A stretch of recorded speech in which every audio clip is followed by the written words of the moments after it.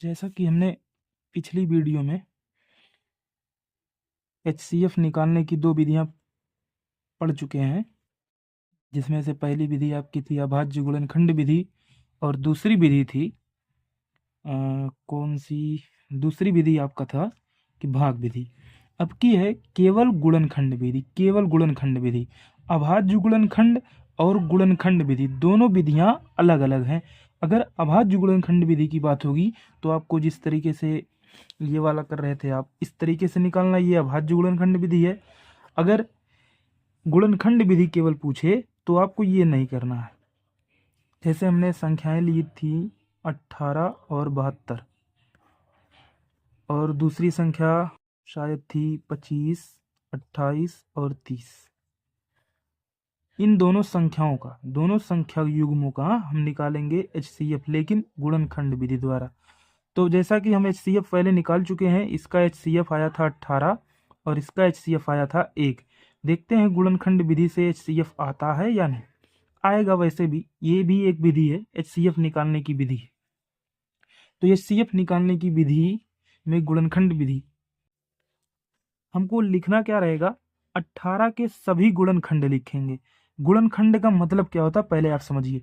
गुणनखंड ऐसी संख्या होती है, जैसे अगर हम कहें कि 2 जो है वो 4 का गुणनखंड है।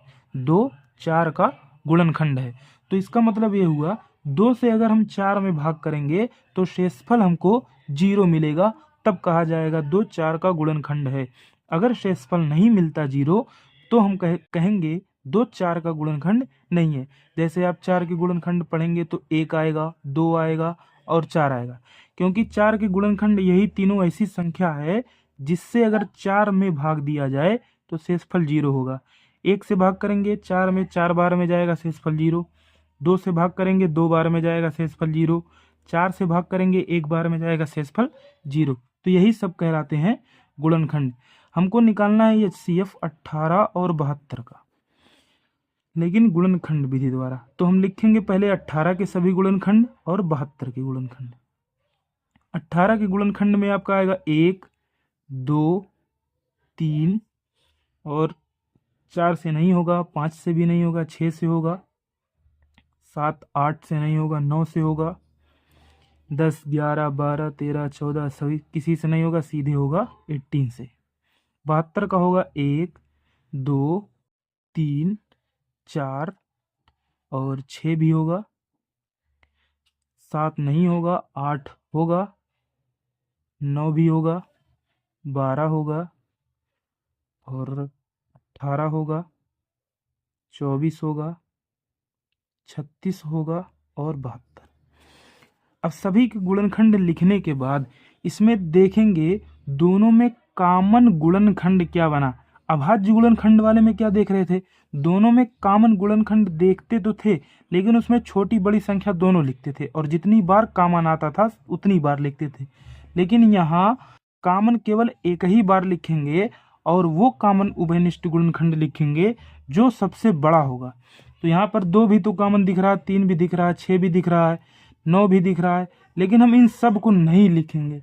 हम लिखेंगे कौन सा? जो सबसे बड़ा कॉमन गुणनखंड होगा, उभयनिष्ठ गुणनखंड। तो देख रहे हैं सबसे बड़ा गुणनखंड वो भी कॉमन हमारा है 18। 18 दोनों में सबसे बड़ा उभयनिष्ठ गुणनखंड है, इसलिए 18 और 72 का HCF हमारा आएगा 18।